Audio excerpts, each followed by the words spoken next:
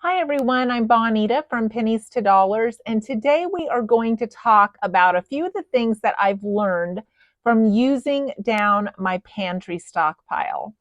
There are so many things that can be gained from this experience. Every time I challenge myself in a new way, in a new frugal way, I figure out so many new creative things that I can do that will save me money or give me a spark to a new idea. So I thought I would share with you today some of the things that I have learned. We've been using down our pantry stockpile, as you know, because I determined that we had more than enough for two people. And so I decided to kind of do a no spend or a low spend on my food and use up what I could and get creative with the things that I had. And that has saved us a bunch of money. Now, my budget per month for food, household, and cat food is $295 a month, and that's for two people. So I buy probably $50 worth of cat food a month. We have a bunch of outdoor farm cats. They keep the snakes down, they keep the mice down, they keep the moles down. So I don't have to deal with that kind of thing. So that is a plus for me. Plus, we enjoy their company. But we also use household supplies out of that budget. And basically, all that comes out of that budget is like if we need bar soap, if we need shampoo, if we need conditioner, if we need toilet paper, if we need stuff to clean the toilet, or vinegar to be able to clean with in our spray bottles. Not much goes out of the household area because we just don't spend that much on household. We do a lot of that with basic supplies. And I've shared with you, I buy the Hispanic form of dry or the liquid laundry soap, which I cut down tremendously to make it last like a year at a time for one container. So I hardly have any household that comes out of that. So basically food and cat food and a tiny bit of household. But today we're going to talk about things that I have learned as I've been using this down. Now, we had a bunch of small tea bags, and neither one of us drink hot tea. But we had some boxes of this that I had bought on sale, and these are like 1 cup servings. And since we don't drink hot tea, we mainly just drink tea in the summertime, and then we make sun tea. I thought, well, I'm just going to use some of this up. I'm not real crazy about lemon tea, but my husband is. And I looked it up, and for 1 gallon, it needed 16 cups. So, you would think I use 16 of this to make 1 gallon of sun tea. Now, I have a gallon glass jar. I lost the lid a long time ago. I have a small tea towel that I put on top with a rubber band. We sit it out on our picnic table and we make sun tea. So I put 16 of those in there. It was so strong. I had to water mine down to drink it. My husband even said it was way strong. So 16 of these doesn't equal a gallon. More like maybe 13 or 14 would have been plenty. So that's something I learned in the future. I can save 2 or 3 of these tea bags that I have extra of. Now I have some holiday flavors. I have like cranberry vanilla. So as I go forward, I will use less of these in my jar of tea. So that was one thing that we learned, that we didn't need as much as it said. I also ignore the best by dates and the expiration dates. I use my taste, my smell, my visual to determine if something is bad or not, like the FDA suggests. But I hear people talk about throwing away old spices as you're decluttering. Go through your old spices and throw them away. I see no need for that. I have some spices that are still in metal containers that were my mother's. Now, she's been gone since 2010. I've had these since before that she gave them to me. Some of them when I moved out. Yes, when I moved out, like at 17, 18 years old. these don't go bad. And they tell everybody to throw them away and get more. Well, they may change a little bit of color, but I have not seen any difference in the taste, in the smell, in the effectiveness of using it in any recipe. And I refill these metal containers that she gave me when I ever get to the bottom of something. Some of these I've never got to the bottom of because I just don't use that spice that often. I have in my pantry metal containers from brands like Schilling, Sours, Crown Colony. I don't think any of those spice merchandisers have been around in forever, but I'm still using those spices. There's not a thing wrong with it. As long as they stay dry and they don't draw moisture, they're fine. Now, this summer, we had a lot of humidity in Kansas. So even my newer spices, like my onion powder and my garlic powder, they got hard in the containers. Well, I just open them up. I use a fork. I just loosen it up. I've had to do that with my brand new bag of sugar that I've been adding into my canister. I've had to use a fork and break it up because it is damp from all the humidity that we've had and it's stuck together. But it doesn't mean you can't use it. It doesn't mean that it's bad. And so I continue to use those things and just get creative in how to make them work.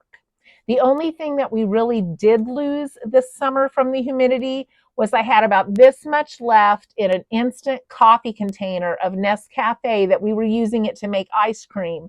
And it actually drew enough moisture that it was solid, hard, no way to break it up. I mean, we just had to soak it out. And I was thankful there was only like this much left because those containers are so expensive and they rarely go on sale. I also doctor things up in my pantry that we don't think taste the best, but we have them. And then I make them tasty so we can use them up. For instance, here a while back, I bought a bunch of these gluten-free hearty vegetable soups that were on clearance. They didn't cost very much at all. I ate one. I thought, it's a little bland. My husband ate one. He goes, that's just not very tasty at all. So I had some seasoned butter beans in the cabinet, which these are an old-fashioned thing, butter beans, but these are seasoned. And you could make your own beans as well. But I already had these. I put about a half a can into one of these so I could make 2 cans of soup with 1 can of butter beans. Oh my gosh, that fixed the problem. It was absolutely delicious. It was a hearty, filling soup, like it says, hearty. It became hearty by me adding a half a can of these seasoned butter beans and was absolutely delicious. So now I'm not scared of using up any more of these on my shelf because I know how to make them tasty. So I would encourage you to put some imagination into the stuff in your stockpile. Maybe it's sat there a while and you're like, oh, it doesn't really taste that good. That's why it sat there a while. Figure out what you can do to spice that up, maybe bulk it up, use it in another recipe, something like that to get it off your shelf and make the most out of that product. My husband's favorite quote of mine is, "This sodium-free soup isn't bad if you add salt." Because I did that one day. I accidentally bought sodium-free soup and it tasted terrible. And I added salt and it was perfect. So he makes fun of me and always remembers that I said that. So that's just a good example of how to doctor things up so you can make use of them. Now, the next one may be a little surprising for some people, and it may not be for some people. The Harvard University did a study because the military was having to throw out bulk amounts of medication that was very, very costly every few years because of the expiration dates. They did a study and they said 90% of 100 medications are usable up to 15 years past their date. Now, I have not ever thrown medicine out according to its date either. Things that I will throw out that are medicine past their date might be cough syrup. Cough syrup, if it starts to get a little thick or something like that, I'm like, okay, we're going to toss that. It looks like syrup, not like, you know, cough, cough syrup, but it's actually a syrup consistency. So I will throw it out if it gets too thick. But everything else we use beyond the date. And this went for prescription medicine as well as over the counter. Even went on to say that refrigeration will keep things up to an indefinite amount of time, even longer than shelf stable. So if you have like a liquid amoxicillin or something for an animal, it even says that keeping that in your refrigerator will even make that last well beyond the dates. So I thought that that was an interesting thing to point out today because, again, I hear people say, go through your spices, go through your medicines, throw out anything that it's expired because it's not going to be as effective. It's not going to be 100%. It loses its potency. And Harvard said, no, that is not true. Right now, we don't want to talk about it, but COVID's on the rise again, especially in our area. The county that my brother's nursing home is in, they send me regular updates. It's on the rise. I work for the Department of Aging, and in the city that I'm in, it's on the rise again. People are back to wearing masks in stores, masks on my floor in my office, and they just came out with another reminder at the end of August that even your COVID tests that you have at home, many of them will last several months beyond the date. And they gave this notice here a while back as well to let people know that those home tests that you ordered for free were probably still good. So if you want to check online and check the brand of your home test, you can verify that. But that is another thing that you don't need to throw out once it has expired. It will still work. And I can tell you, my husband came down with COVID again in June. I didn't get it, but he did. He came home from Pennsylvania from a business trip with it again. He had just had it in December when I had it as well. And he used one of our expired COVID tests and it worked immediately, telling him that he was positive.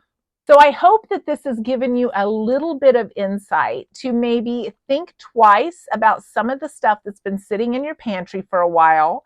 Think twice before you throw out your spices, before you throw out your medications, and get every bit of use out of something that you have already bought that you already own. For instance, my jar without a lid.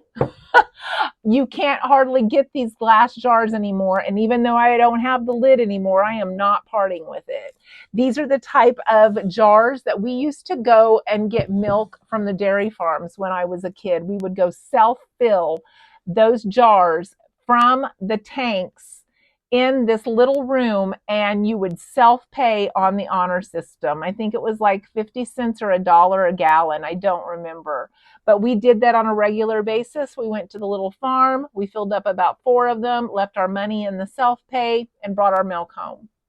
So I don't want to part with that. It has special memories for me as well.